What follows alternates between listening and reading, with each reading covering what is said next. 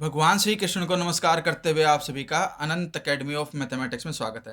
देखिए, जो matrix chapter है आपका third chapter 12th class mathematics में, उसमें अब तक मैं 12 क्वेश्चन तक का अपलोड कर चुका हूं। जब आप प्ले लिस्ट में चेक करेंगे, अब मैं 13 से स्टार्ट कर रहा हूं इस एक्सरसाइज को कि भाई if f x is equal to cos x minus sine x zero, sine x cos x zero, zero zero one, show that f x into f y is equal to f of x plus y. तो देखिए, सबसे पहले तो जो L H S है हम उसको लिखेंगे। L H S is equal to f x into f Y.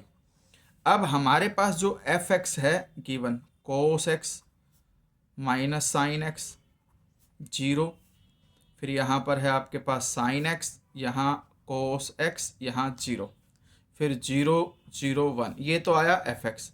F Y से हमारा मतलब होगा जहाँ कहीं भी एक्स है वहाँ रिप्लेस कर दो वाई को, यानी कि कोस एक्स है तो कोस वाई लिखेंगे, माइनस साइन एक्स की जगह पे माइनस साइन वाई लिखेंगे, और जीरो एज इट इज। फिर साइन एक्स है तो उसको लिखेंगे साइन वाई, कोस वाई, जीरो, फिर जीरो जीरो वन। ठीक है, ये हमारे पास कंडीशन आ गई। अब हम मल्टीप्लीकेशन करेंगे। अब मल्टीप्लीकेशन को ध्यान से देखना कैसे किया है मैंने। हम इस तरह से करेंगे कि जो फर्स्ट रो है फर्स्ट कॉलम के साथ, फर्स्ट रो में 3 एलिमेंट है, फर्स्ट कॉलम में 3 एलिमेंट है, फर्स्ट वाला फर्स्ट के साथ, सेकंड सेकंड के साथ, और थर्ड थर्ड के साथ मल्टीप्लाई होगा।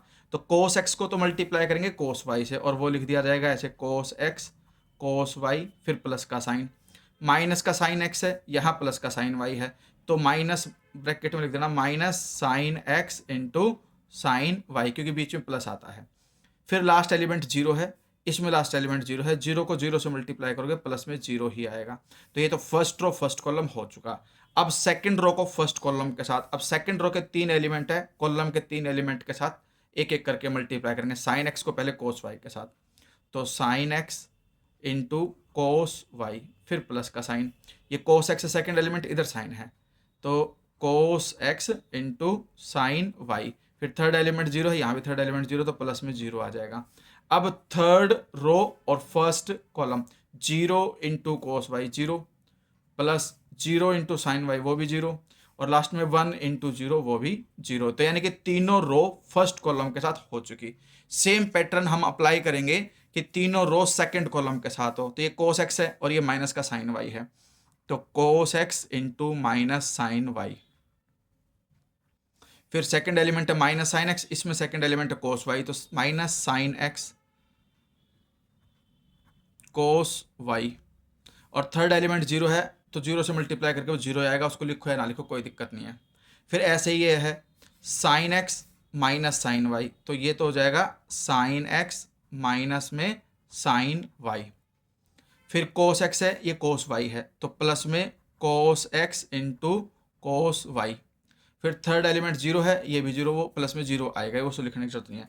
फिर ये तीनों एलिमेंट है और ये तीनों, जैसे जीरो से इसको करोगे जीरो आएगा, फिर प्लस में जीरो से इसको करोगे ये भी जीरो, और फिर वन से जीरो को करोगे तो भी जीरो। तो ये तो हो गया। अब हम क्या करेंगे लास्ट में, आप इसको ध्यान से देखना कि भाई फर्स्ट रो है, थर्ड कॉलम है, कोस एक्स को जीरो से करोगे जीरो आएगा, माइनस साइन एक्स को जीरो से करोगे वो भी जीरो आएगा, इस जीरो से इस वन को करोगे तो भी क्या आएगा, जीरो ही आएगा। फिर सेकंड रो को थर्ड कॉलम के साथ, sine x into zero zero, cos x into zero zero, और जीरो इंटू वन जीरो, ये भी। फिर third row third column, zero into zero, फिर जीरो इंटू जीरो, और फिर वन इंटू वन, तो लास्ट में वन आ जाएगा, और ब्रैकेट आपकी ऐसे क्लोज हो जाएगी। अब अगर आप ध्यान से देखोगे इस कंप्लीट ब्रैकेट को, तो देखिए cos x cos Y minus में साइन एक्स साइन वाई, ये सिंप्लीफाई होकर के कंडीशन बनी यहाँ पे, और इधर आपके पास sine x cos y plus cos x sine y, और ये जीरो प्लस जीरो करके जीरो आ गया। इधर आपके पास ये भी माइनस ये भी माइनस, दोनों में माइनस है, मैं माइनस कॉमन ले सकता हूँ ब्रैकेट के अंदर। यहाँ पर मैं लिख सकता हूँ, ये वाली टर्म पहले लिख देता हूँ, साइन एक्स कोस वाई को पहले लिख देता हूँ, sine x cos y plus में cos x sine y, bracket close, क्योंकि दोनों में नेगेटिव था, नेगेटिव कॉमन बाहर आ गया। साइन एक्स कोस वाई को पहले लिख दिया प्लस का, और फिर ये भी प्लस में ही हो जाएगा क्योंकि नेगेटिव कॉमन जा चुका, और इसमें cos x cos y positive है तो उसको पहले लिख देते हैं कोस एक्स कोस वाई, फिर माइनस मल्टीप्लिकेशन माइनस आएगी तो minus sine x sine y, फिर ये जीरो, और यहाँ पर जीरो जीरो वन। अब ट्रिग्नोमेट्रिकल आइडेंटिटी का यूज करो, अब उसको देखोगे ट्रिग्नोमेट्रिकल आइडेंटिटी का, तो देखिए cos A cos B minus sine A sine B, formula बनता है कोस ए प्लस बी का, तो यहाँ पर कोस एक्स प्लस वाई आ जाएगा। सेम वे में sine x cos y plus cos x sine y, sine x plus Y का बनेगा ये साइन ब्रैकेट में एक्स प्लस वाई, और ये आपका जीरो है ही। फिर इसी तरह से ये माइनस बाहर है, sine A cos B plus cos A sine B वाले फॉर्मूले से साइन एक्स प्लस वाई का फॉर्मूला बन जाएगा साइन एक्स प्लस वाई। फिर cos x cos Y minus sine x sine Y होता है कोस एक्स प्लस वाई, यहाँ जीरो और ये जीरो जीरो वन, यानी कि जो हमारे पास क्वेश्चन था उसमें यहाँ पे कोस एक्स था, यहाँ साइन एक्स था। अब जहाँ जहाँ एक्स था वहाँ वहाँ हर जगह पे एक्स प्लस वाई आ गया, सेम चीज़ है, बस अंतर क्या है, जहाँ एक्स था वहाँ एक्स प्लस वाई आ गया, इसलिए ये किसके इक्वल आ जाएगा, f of x plus y. यानी कि आपके पास जो एल एच एस है वो आर एच एस के इक्वल आ गया, और f x into f y is equal to f of x plus y, यही हमें इसमें वेरीफाई करना था, हैंस प्रूव्ड। ठीक है, तो ये क्वेश्चन 13 बड़ा इंपॉर्टेंट क्वेश्चन है, इसी तरह से होगा। अब हम आगे बढ़ते हैं, अब हम आते हैं क्वेश्चन नंबर 14 पे। देखिए 14 में हमें क्या वेरीफाई करना, थोड़ा ध्यान से देखना कि मैट्रिक्स मल्टीप्लिकेशन जो होती है वो कॉम्यूटेटिव नहीं होती। तो इन्होंने कैसे किया, शो डैट दिस मैट्रिक्स यानी कि A B is not equal to B A, तो हम इसको करके दिखाएंगे। हम यहाँ पर लिख लेते हैं पहले question number 14 first part, 5 - 1 6 7 bracket 2 3 1 4 is not equal to 2 3 1 4 into 5 6 -1 7। ठीक है, तो इसमें हम डायरेक्टली कर देते हैं। देखिए ये फर्स्ट रो है और ये फर्स्ट कॉलम, तो 5 है वो 2 से मल्टीप्लाई होगा 10, -1 किससे मल्टीप्लाई होगा 3 से, तो -3 आ जाएगा, यानी कि रो के दोनों एलिमेंट कॉलम के दोनों एलिमेंट से करस्पॉन्डिंगली मल्टीप्लाई होकर के ऐड करके लिख दोगे, 5 2 जा 10, फिर प्लस का साइन होता है, -1 इंटू 3 -3 आया, इसीलिए यहाँ -3 लिखा गया। फिर सेकंड रो फर्स्ट कॉलम के साथ 6 इंटू 2 12, फिर 7 इंटू 3 21 और बीच में प्लस आ जाएगा। ठीक है, ये तो दोनों रो फर्स्ट कॉलम के साथ हो चुकी। अब सेम वे में फर्स्ट रो सेकंड कॉलम, तो 5 इंटू 1 5, फिर -1 इंटू 4 -4, फिर 6 इंटू 1 6, 7 इंटू 4 28 bracket close is not equal to, यहाँ से 2 1 है 5 6 है, तो 2 5 जा 10, 1 इंटू 6 प्लस 6, फिर 3 5 जा 15 प्लस 4 6 जा 24, यानी कि फर्स्ट रो फर्स्ट कॉलम के लिए मल्टीप्लिकेशन हो गई, फिर सेकंड रो फर्स्ट कॉलम के लिए भी हो गया। अब फर्स्ट रो सेकंड कॉलम, तो 2 इंटू -1 -2, 1 इंटू 7 7, फिर 3 इंटू -1 -3, 4 इंटू 7 28। अब इसको सिंप्लीफाई करके लिखते थे, 10 -3 7, 12 प्लस 21 ऐड करोगे आप इसको तो ये 33 आ जाएगा, 5 - 4 1, फिर 6 प्लस 28 34, ये कंडीशन आ गई, which is not equal to 10 plus 6 16, 15 plus 20 4 39, 7 - 2 5, 28 - 3 25। तो लेफ्ट राइट इक्वल नहीं है, तो विच इज़ ट्रू, कि भाई जो लेफ्ट मैट्रिक्स है वो राइट का नहीं है, विच इज़ ट्रू, और यही हमें वेरीफाई करना शो करना, तो हैंस प्रूव्ड हो गया। सेम टू सेम वे में ये 3/3 वाली भी हो जाएगी। अब इनकी भी मैं मल्टीप्लिकेशन आपको करके दिखा देता हूँ 3/3 में लिए।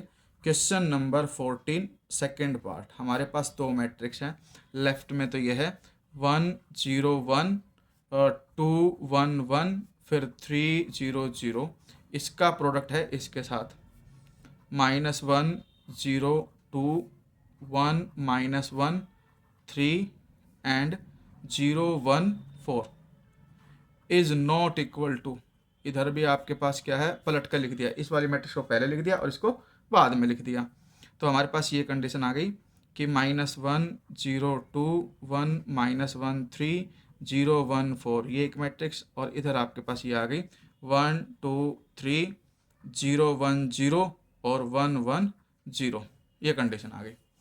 अब हम क्या करेंगे, लेफ्ट को मल्टीप्लाई करेंगे, जैसे 1 2 3 है, इधर ये है, तो 1 into -1 -1, 2 into 0 0, 3 into 2 6, first row first column तीनों एलिमेंट साथ करस्पॉन्डिंगली मल्टीप्लाई करके ऐड करेंगे।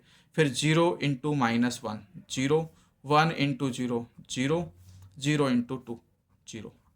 फिर third row first column 1 into -1 1 into 0 0, 0 into 2 0। तीनों रो फर्स्ट कॉलम के साथ हो गई।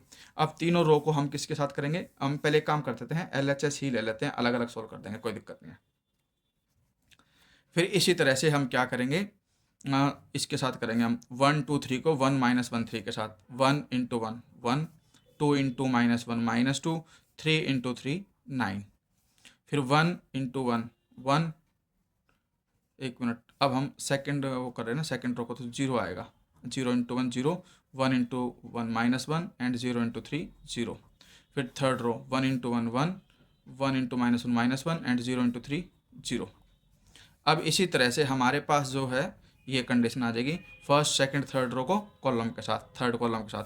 तो 1 इंटू 0 0, 2 इंटू 1 2, 3 इंटू 4 12।